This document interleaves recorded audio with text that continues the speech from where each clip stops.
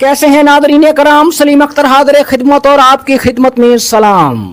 लो भाई, निजाम की सर्कस के कठपुतलियों की नूरा कुश्ती नांग धड़ांग पे उतर आई है, लोच लफांग पे उतर आई है। एक तरफ हमारे कश्मीर में शहादतों की खबर है, बलोचिस्तान के पीके में दर्जनों जवानों की शहादतों की खबर है। दूसरी तरफ इक्तदार की देख के गिर्द जमा बच्चे जमहूरे अपनी अपनी बोटी के लिए एक दूसरे की लंगोटी उतार रहे हैं और हड्डी के लिए जमहूरियत की चड्डी उतार रहे हैं।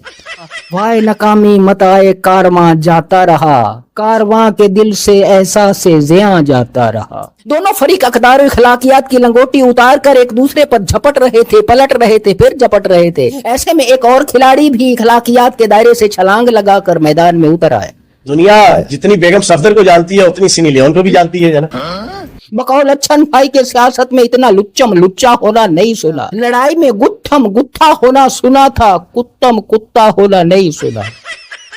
बकौल अच्छन भाई के चोरी के मैंडेट पर मुश्तरका इख्तिदार की गद्दी बिछाकर बैठे ये वारदाती है। आपस में ही एक दूसरे को धांधली की पैदावार बताते हैं, मगर ये पैदावार किसके मिलाप से हुई ये बताते हुए घबराते हैं, थोड़ा थोड़ा शर्माते हैं, हल्का हल्का लजाते हैं, उसका नाम नहीं बताते हैं। बकौल अच्छन भाई के ये झूठ है, धोखा है, फरेब है, ये जो हंगामा है सर्कस के जोकरों का ड्रामा है। मकरूज अवाम के खून पसीने की कमाई से पलने वाले, एक ही दस्तरखान पर बैठकर अवाम का माल निगलने वाले असल मसैल से अवाम की तवज्जो हटाने लगे हैं, लड़ने का ढोंग रचाने लगे हैं और अवाम को उल्लू बनाने लगे हैं।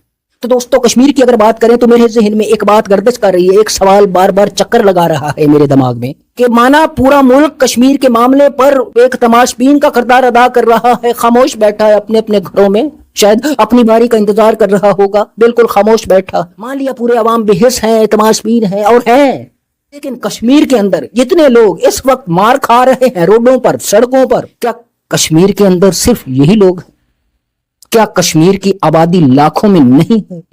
ये लोग जो उनके हकूक के लिए मार खा रहे हैं, जाने दे रहे हैं, इनके लिए बाकी कश्मीरी कहाँ? जो मुझे नहीं पता, जो जानता है वो मुझे बताए। वो बरतानिया में मेंबर ऑफ पार्लियामेंट जो कश्मीर से बहुत ज्यादा तादाद में है, बताया जा रहा है कि वो भी ज्यादा खुल डुल के वहां पर कश्मीर का मुद्दा नहीं उठा रहे, क्योंकि उनका ताल्लुक भी पाकिस्तान में ताकतवर लोगों के साथ है। वो यहाँ आते हैं, प्रोटोकॉल मिलता है, उनके मफादात जुड़े हुए हैं। सजनों बेलियों भाइयों बहनों, इस बारे में तो मुझे नहीं पता, लेकिन एक बात तय है कि कमजोर का कोई नहीं है। हमारे हुक्मरान, हमारे मौलाना हजरात, हमारे मजहबी पेशवा बड़े फखर से सीना चौड़ा कर कर ये बताते हैं कौम को कि खुदा ने हमें, अल्लाह रब्बुल इज्जत ने, कादरे मुतल को कदीम ने हमें मक्का और मदीना की हिफाजत के लिए चुना है। ये हमारे लिए आजाज की बात है। मगर दोस्तों, एक सवाल सुनते जाइए, उसका जवाब दीजिए। क्या अल्लाह रब्बुल इज्जत ने हमें गजा के मजलूम बच्चों के लिए, फलस्तीन के मजलूमों के लिए नहीं चुना होगा? हो सकता चुना होगा, मगर उनके पास डॉलर नहीं है, वो गरीब लोग हैं। सजनों बेलियों भाइयों बहनों, कमजोरों का कोई नहीं होता, सिर्फ अल्लाह होता। लोग बोलते हैं हमारी काकरोच, हमारी जेनजी कहाँ है? मुझे तो नहीं पता भाई, आप लोगों को पता होगा, बताइए।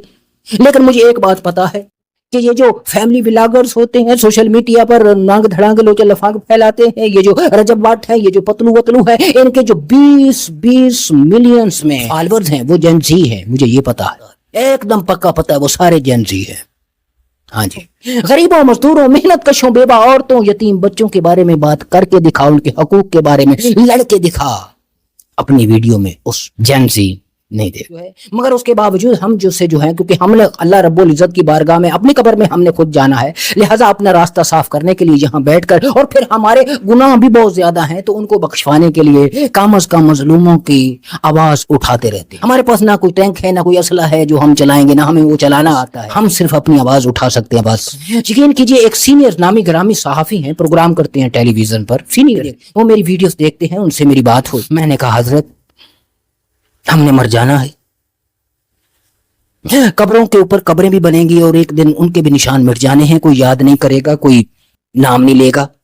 आप ऐसा कीजिए, हक के साथ खड़े हो जाइए, आप निजाम की सपोर्ट करना बंद कीजिए। दरअसल वो निजाम का सपोर्टर है, तो मैंने उससे ये इस तरह के बहुत अच्छी बातें की अपनी तरफ से, اس بھائی صاحب نے صحافی صاحب نے مجھے سے کہا ہے بیٹا تو کیا چاہتا ہے کہ اس بحیث اور تماش بین عوام کے ساتھ کھڑے ہو جاؤں جو ان حکمرانوں سے زیادہ ظالم ہے؟ تم کیا چاہتے ہو کہ میں ان تماش بینوں کے لیے اپنی جان دے دوں اور اپنے بچوں کو یتیم کر دوں؟ ایک تو اپنے بچوں کو یتیم کر دوں اور دوسرا اپنے بچوں کو یتیم کر کے اس بحیث معاشرے میں اس تماش بین قوم کے بیچ میں چھوڑ جاؤں؟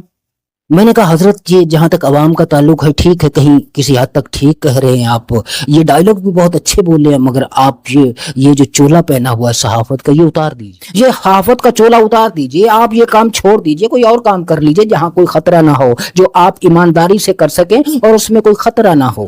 میں نے ان سے اس طرح کی اور دو چار باتیں کی، خیر وہ میری باتوں سے بالکل بھی قائل نہیں ہوا۔ تو سجنوں کے لیے بھائیو بہنوں، ہماری جو حالت ہے، اللہ رب العزت ہم پر آپ پر رحم کرے، خدا ہم سب کا حامی و ناصر ہو۔ پاکستان زندہ باد۔